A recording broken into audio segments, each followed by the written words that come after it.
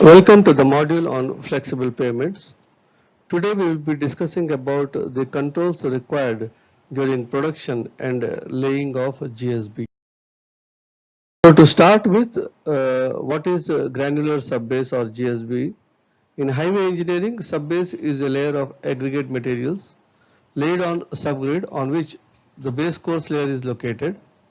It may be omitted when there will be only foot traffic on the pavement, but it is necessary for surfaces used by vehicles.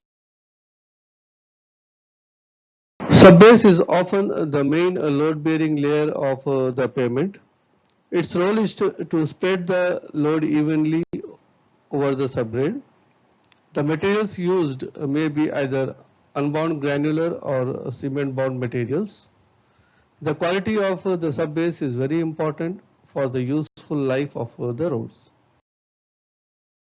Precautions during production of GSB, if you see. During production of GSB, the controls on the grading requirements needs to be monitored because especially when we talk about grading, 75 micron passing material is very important because if it increases, then your drainage properties of the GSB layer is defeated. So this is especially important for the GSB drainage layers. But other than the GSB drainage layers, for non-drainage layers also,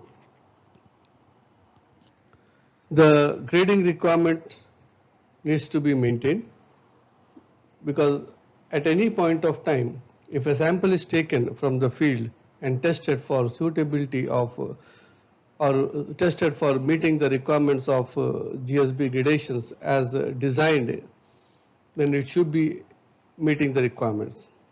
So it is important that one should have the proper care of spreading the materials, dumping the materials, collecting the materials and transporting the materials. Because at any point of time, if the fines and the coarse get segregated, and if it looks like the fines are accumulating at one place, then it needs to be harrowing again, and using a grader it needs to be mixed once again properly. That is why we say that before start of the rolling, the GSB material needs to be mixed uniformly by using the grader, so that your gradation will be always within the envelope at any point of time, at any location you take the samples. When the production is done by mixing the different types of crushed aggregates in the designated volumes or weights,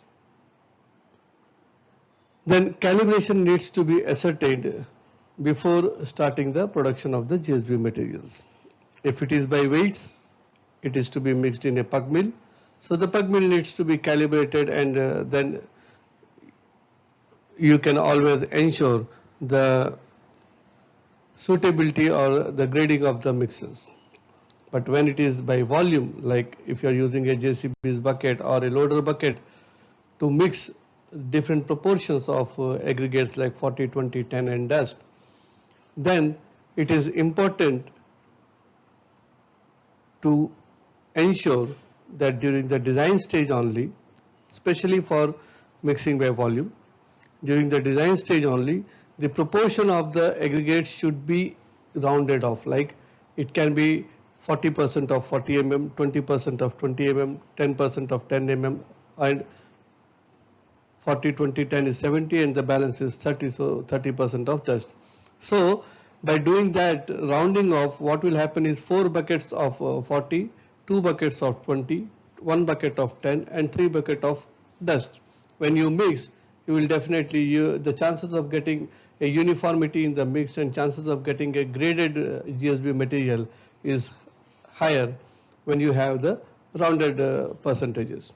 But at the same time, if you say that I need 32% of fine and 28% of 40 mm aggregates and 17% of 20 mm aggregates and so on, then it will be very difficult to proportion the aggregates when you are mixing it by volume. So especially for volume mixes, it's always better to keep your grading proportions or the mixing proportions in the multiples of 10. Precautions during productions, like the third precaution is when the production is based on use of natural materials, that is the rubber bed materials, which is generally being sieved, and the incoming material needs to be ensured that before feeding into the plant for sieving, it should be dry in place, because being a riverbed material, in the wet condition, if it is feeded, you will have clay lumps also attached to it. So finally the product which is being sieved will have a coating, higher coating of fines, and those coatings will give you trouble during the application in the field or the rolling in the field, because if there is a high amount of clay attached to the aggregates, then in the field you will have the chances of bumping. So therefore it is very important to ensure that if it is a natural material, it should be feeded as dry as possible to ensure that there is no coating of fine materials in the aggregates. So then the sieving can be done with a mechanism. It can be as shown in the figure or some other photographs also. But as the fine particles, because the fine particles stick to the big boulders, and the values we get after sieving will be misleading. Precautions during construction of GSB, if you see, the moisture content of each layer of GSB shall be in the range of 1% above and 2% below the optimum moisture content.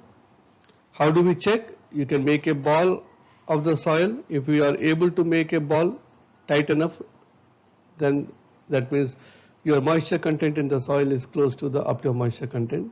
And the other method is you can use a rapid moisture meter, which can indicate you the amount of moisture involved in the soil by looking at the gauge. So these are the two methods. Apart from these, you can always check by frying, but that is not feasible, because if there is a windy area, then it will be difficult for you to fry the materials, heat the materials, and so on. But the quick methods are, you can take the soil in hand, make a ball. If you are able to make a ball close to the shape, that means your moisture content in the soil is close to your OMC. If it is higher, obviously it will be slush and you will not be able to make a tough ball. Rather, it by application of force you can squeeze it to the extent possible. After adding the required amount of water, the GSB shall be processed by means of graders, harrows, rotary mixers, or as approved by the engineers, until the uniformity is achieved. The uniformity in the mixing is important, because unless until you are able to mix the material uniformly, the grading, the chances of failure in the grading will be high. Because if the fines are accumulated at one place and coarse materials are accumulated at other place, and you have taken a sample by taking a pit of 1 meter by 1 meter, then probably you will not be able to get the uniformity in the mix. You will not be able to get the complete particles which are basically there in the design stage, and the GSB grading can be either coarser or it can be on the finer side of the envelope. So in order to avoid those things, it's always better to mix the material uniformly by at least moving the grader twice or thrice on top of the bed, and then allowing it to roll. Immediately after the rolling has started, the thickness of the compacted layer does not exceed 100 millimeters. A smooth wheel roller of 80 to 100 kilonewtons may be used. Rollers needs to be selected depending upon the availability of the space also. Like if you have a small trench, then probably you will not be able to run 80 to 100 kilonewton weight rollers. So in that case, you may go for a baby roller. And try to make sure that you maintain the water level, the OMC level also closer, because you will not get much time to compact, and if your OMC is not correct, then you will not be able to compact the soil properly, because you know that with the increase in the moisture content, the density first increases, and after achieving the peak it goes on decreasing. So it's not that if you increase the water content then you will be able to achieve the compaction. There is an envelope under which, if you are able to maintain the water content, your compaction requirements can be achieved. A compacted single layer of 200 millimeters, the compaction shall be done with the help of a vibratory roller of minimum 80 to 100 kilonewton static weight, capable of achieving the required compaction. Heavy pneumatic tired rollers of minimum 200 to 300 kilonewton weight, having a minimum tire pressure of 0.7 mn per meter square, or equivalent capacity rollers capable of achieving the required compaction, can be used to compact the GSB layer. Line and levels shall be maintained so that the next upcoming layers can be laid with minimum wastage, because if your GSB layer is down by too much, that means in order to maintain the FRL, either you have to increase your WM layer thickness or you have to increase your bituminous layer thicknesses. So it's always advisable to make your individual layers, whether it is GSB or WMM or bituminous courses, within the tolerance given, like plus or minus 5 millimeters. Rolling shall commence at the lower edge and proceed towards the upper edge longitudinally for portions having unidirectional crossfall and super elevations. Rolling shall commence at the edges and progress towards the center for portions having crossfalls on both the directions, as shown in the figure. Each pass of the roller shall uniformly overlap not less than 1/3 of the track width. Grades and crossfalls should be checked at regular intervals. Any high spot or depressions which becomes apparent or which comes out to be identified by using a 3-meter straight edge should be corrected by removing or adding the fresh materials then and there only, because later on you will not be able to control those things, because if there is spot depression or high spot is there which is beyond the tolerance of the GSB layer, then it will have a cascading effect on the top of the layer, and ultimately the effective thickness of that particular section will reduce, and the possibilities of developing defects at a later stage will be high.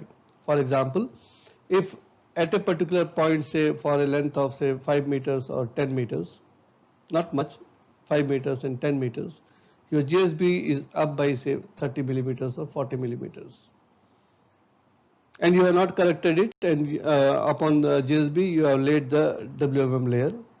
Possibly, since the WMM layer is being laid using a paver which is being run on the sensors, and the sensors are marked based on the top levels of the wet mix macadam, your bottom GSB layer is not uniform. At an isolated location it is up by 30 millimeters, which is not being taken care by the WM layer, because the WM layer runs on the FRLs minus the DBM thickness, the level of the top level of the WM will come.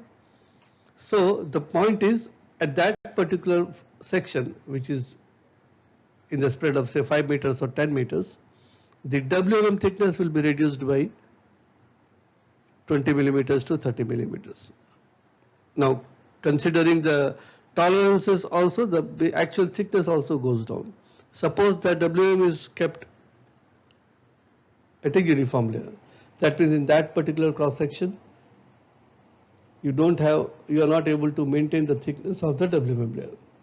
Now, in order to maintain the thickness of the WM layer, you possibly increase the WM by say 15 millimeters.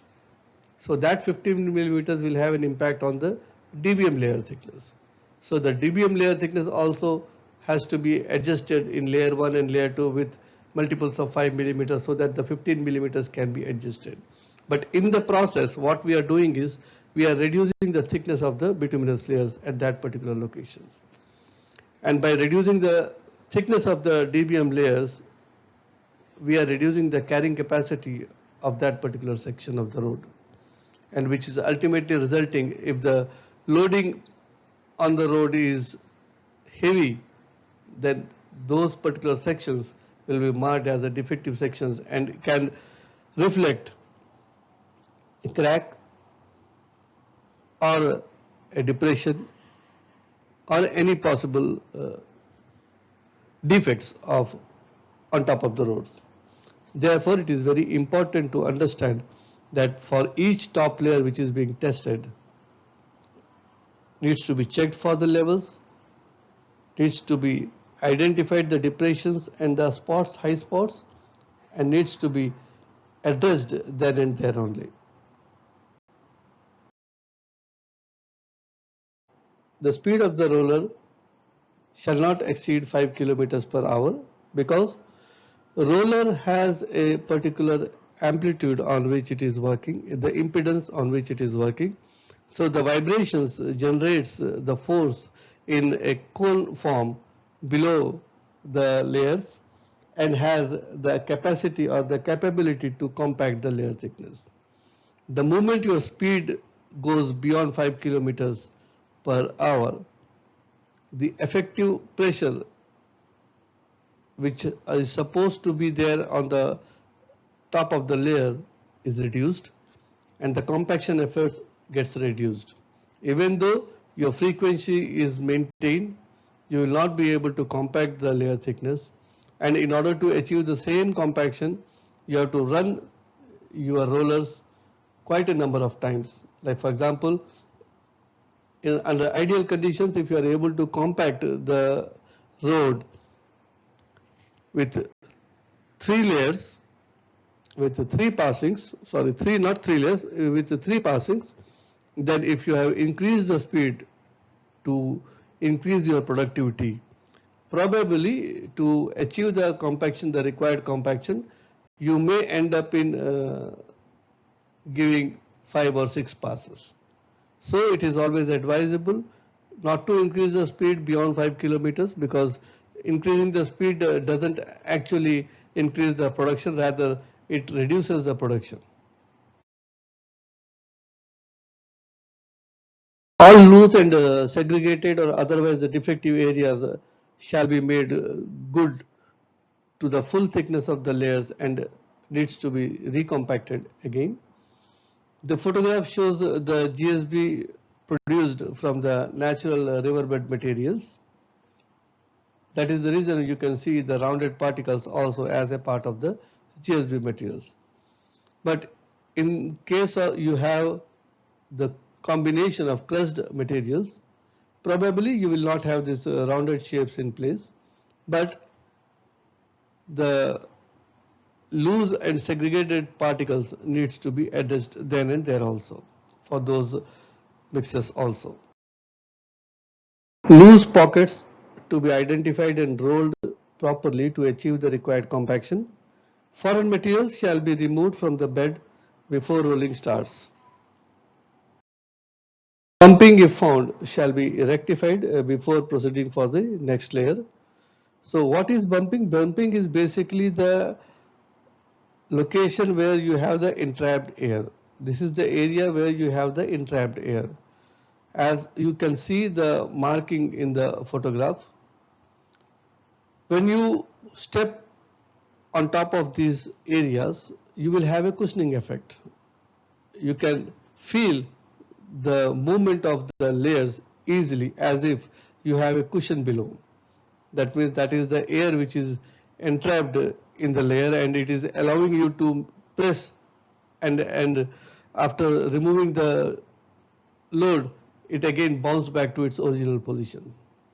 So what is required is, it cannot be rectified on its own. It needs to be properly taken care.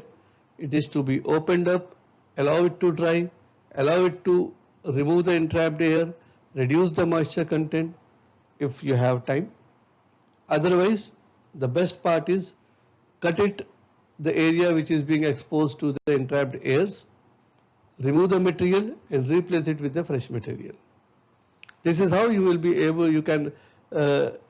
to rectify the bumping, because if you try to cover it with the next layer, possibly the JSB layer, or if you are founding first time in the JSB, you are covering it with a WMM layer, you can do it, but ultimately even if you cover it with asphalt layers, it will be reflected on top of the asphalt the moment the road is exposed to traffic.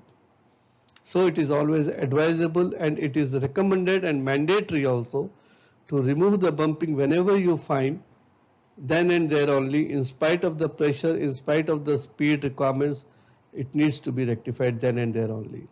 If you have time, you can allow it to dry. If you don't have time, remove and replace, but it needs to be rectified, because leaving it as it is basically a cancer for the road.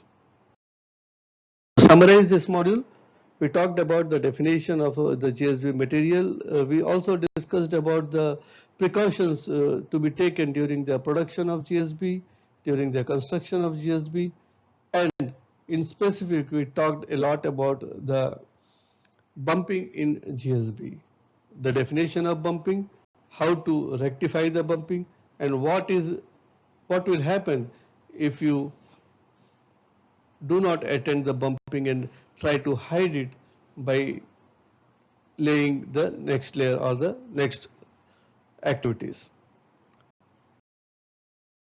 Thank you for watching.